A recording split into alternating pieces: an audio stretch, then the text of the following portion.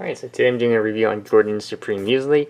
It's got 50% fruit nuts and no artificial colors and flavors, non-GMO, but it does contain some sugar. This side here, we got whole grains, flakes, raisins, all those things.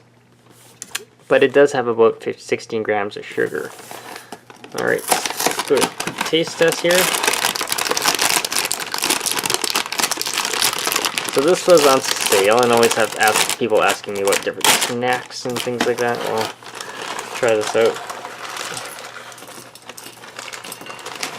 So if you look here, there's a lot of fruit from that. So lots of dried fruit, lots of coconut flakes, things like that. So taste-wise,